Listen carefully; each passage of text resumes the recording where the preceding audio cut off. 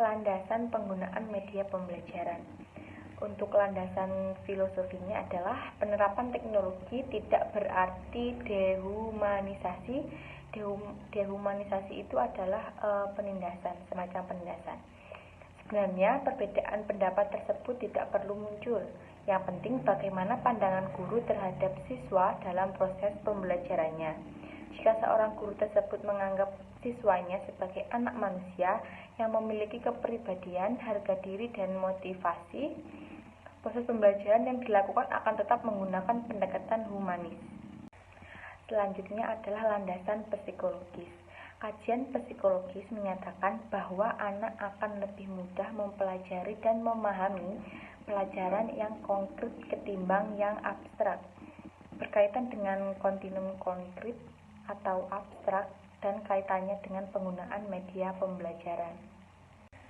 Untuk yang ketiga, yaitu adalah landasan teknologis. Teknologi pembelajaran merupakan proses kompleks dan terpadu yang melibatkan orang, prosedur, ide, peralatan, dan organisasi untuk menganalisis masalah, mencari cara pemecahan masalah, melaksanakan, mengevaluasi, dan mengelola pemecahan masalah-masalah dalam situasi dan kondisi. Kegiatan belajar itu mempunyai tujuan yang terkontrol. Yang keempat adalah landasan empiris. Berdasarkan landasan rasional empiris, maka pemilihan media pembelajaran hendaknya jangan atas dasar kesukaan guru, tetapi harus mempertimbangkan kesesuaian antara karakteristik pembelajaran, karakteristik media pembelajaran, dan karakteristik media itu sendiri. Jadi tidak hanya kesukaan dari guru saja, tetapi harus berkaitan dengan yang lain juga. Selanjutnya adalah kriteria pemilihan media pembelajaran. Yang pertama adalah sesuai dengan tujuan, yang kedua praktis, luwes, dan bertahan, yang ketiga mampu dan terampil dalam penggunaannya, yang keempat pengelompokan sasaran, dan yang terakhir adalah mutu teknis. Untuk selanjutnya adalah macam-macam media pembelajaran. Menurut Syaiful Bahri, dibagi menjadi 3 macam, yaitu yang pertama dilihat dari jenisnya. Yang pertama adalah media auditif, yang kedua media visual, dan yang ketiga audiovisual. Auditif itu hanya mengandalkan suara saja, sedangkan media visual bisa menggunakan indera ataupun gambar. Untuk yang ketiga, audiovisual bisa menggunakan kedua-duanya, yakni suara ataupun gambar. Selanjutnya adalah dilihat dari daya liputannya. Media dibagi menjadi, yang pertama adalah media dengan daya liput luas dan serentak. Penggunaan medianya tidak terbatas oleh tempat, ruang, dan waktu, serta dapat menjangkau jumlah anak didik yang banyak dalam waktu yang sama. Contohnya adalah radio dan televisi. Selanjutnya adalah media dengan daya liput yang terbatas oleh ruang dan tempat yang terbatas juga, atau membutuhkan ruang dan tempat yang khusus seperti film, sound slide, film rangkaian yang harus menggunakan tempat tertutup dan gelap. Selanjutnya adalah dilihat dari bahan pembuatannya, dibagi menjadi 2, yaitu media sederhana dan media kompleks. Untuk media sederhana itu media yang mudah didapat, mudah dibuat, sedangkan media yang kompleks dibuat dengan cara khusus atau memerlukan keterampilan khusus dalam pembuatan media tersebut. Selanjutnya adalah media percobaan. Media pembelajaran percobaan merupakan suatu pengantar, sarana, atau alat yang digunakan untuk sebuah percobaan dalam sebuah metode pembelajaran yang akan digunakan oleh seorang guru untuk siswanya, untuk lebih memahamkan konsep terhadap peserta didik tersebut. Media pembelajaran percobaan dapat dikelompokkan menjadi 2. Yang pertama adalah alat percobaan, seperti contoh, pada bidang studi IPA atau bidang studi saya, itu memerlukan termometer, mikroskop, dan lain-lain. Untuk yang kedua adalah alat peraga, contohnya seperti model, karta, dan poster. Karakteristik dari alat peraga dibedakan menjadi 5. Yang pertama, bentuknya sederhana dan tahan lama. Yang kedua, kalau bisa dibuat dari bahan yang mudah didapat dan terjangkau. Yang ketiga, mudah dalam penyimpanan dan penggunaannya. Yang keempat, memperlancar pengajar dan memperjelas konsep yang akan disampaikan kepada peserta didik. Dan yang kelima, bentuk dan warnanya menarik perhatian siswa. Selanjutnya adalah adapun kelebihan dari media pembelajaran percobaan antara lain. Yang pertama, menumbuhkan minat belajar siswa karena pelajaran jauh lebih menarik. Yang kedua, memperjelas makna bahan pembelajaran yang diajarkan oleh guru. Yang ketiga, metode pengajaran akan lebih bervariasi sehingga tidak membuat peserta didik merasa bosan. Yang keempat, membuat lebih efektif dalam melakukan kegiatan pembelajaran seperti mengamati, melakukan dan mendemonstrasikan dan sebagainya.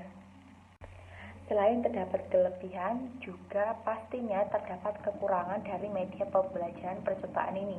Yang pertama adalah mengajar dengan memakai media pembelajaran percobaan lebih banyak menuntut guru.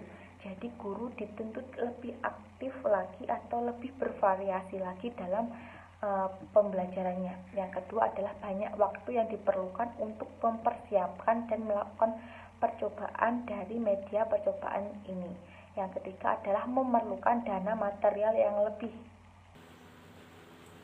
Untuk selanjutnya adalah media realia. Menurut Rusman, media realia yaitu semua media nyata di dalam ruang kelas tetapi dapat digunakan sebagai sesuatu kegiatan observasi pada lingkungannya. Untuk selanjutnya adalah langkah-langkah penggunaan media realia.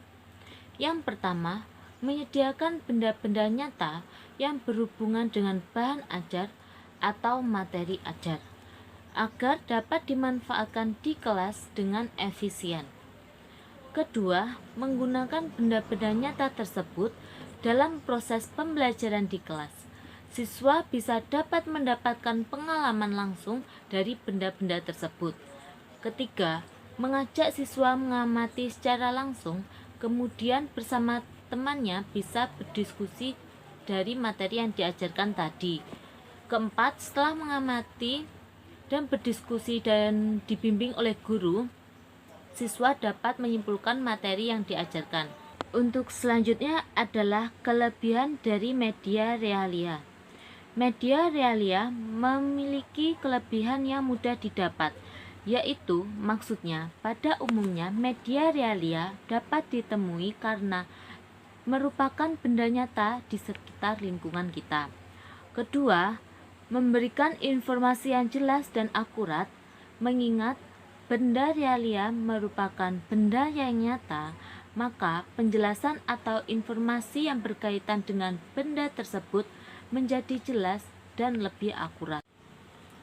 Baik, untuk selanjutnya adalah kekurangan dari media realia. Yang pertama, ukuran kendala utama dalam menghadirkan media realia dalam ruang kelas adalah ukuran yang terlalu besar.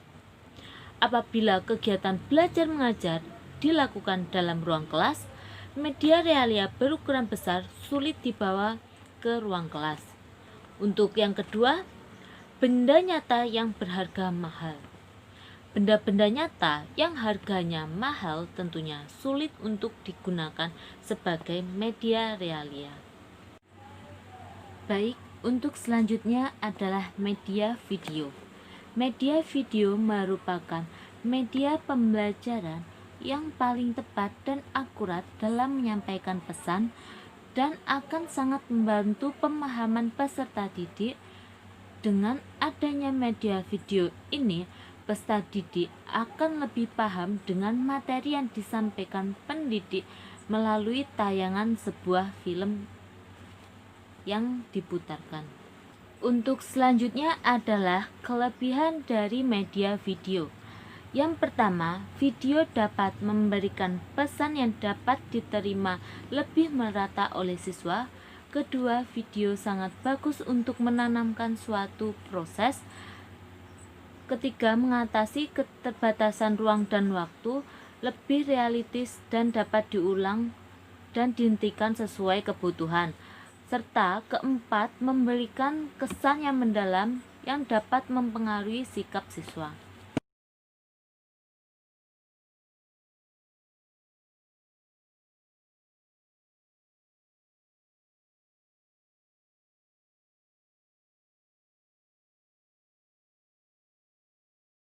Untuk selanjutnya adalah media permainan simulasi. Permainan simulasi adalah metode yang mengilustrasikan atau bisa menggambarkan baik sistem sosial maupun sistem fisik yang diabstraksi dari realitas dan disederhanakan. Itu kayak media permainan simulasi itu seperti media peran.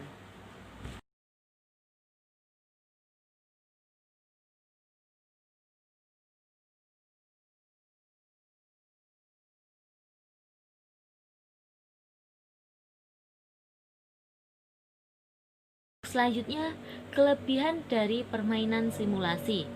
Yang pertama, simulasi dapat dijadikan sebagai bekal bagi siswa dalam menghadapi situasi yang sebenarnya kelak atau masa depannya.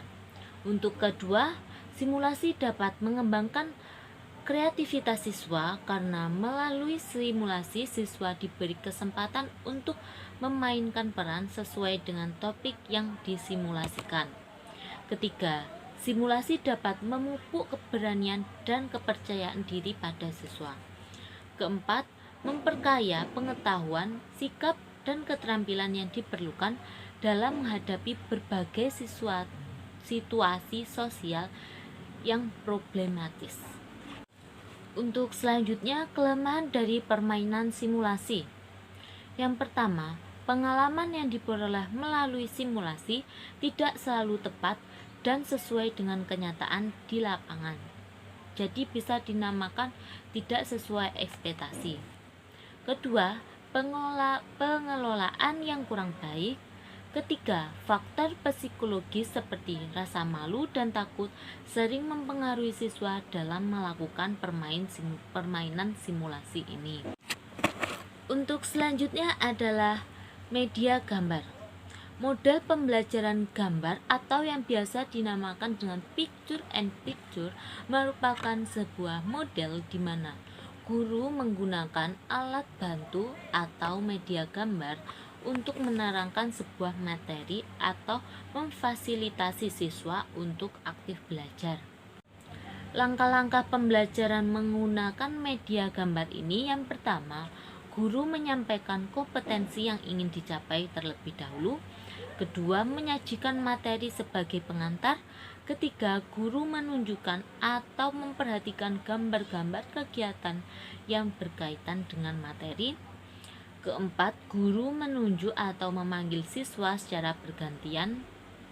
Kelima, guru menanyakan alasan atau dasar pemikiran urutan gambar tersebut. Keenam, dari alasan atau urutan gambar tersebut, guru memulai menanamkan konsep. Ketujuh, di akhir pembelajaran, guru bersama siswa mengambil kesimpulan sebagai penguatan materi pelajaran tersebut. Kekurangan model pembelajaran picture and picture. Yang pertama, sulit menemukan gambar-gambar yang bagus dan berkualitas serta sesuai dengan materi pembelajaran. Kedua, sulit menemukan gambar-gambar yang sesuai dengan daya nalar atau kompetensi siswa yang dimiliki. Ketiga, baik guru ataupun siswa kurang terbiasa dalam menggunakan gambar-gambar sebagai bahan utama dalam membahas suatu materi pelajaran. Keempat, tidak tersedianya dana khusus untuk menemukan atau mengadakan gambar-gambar yang diinginkan.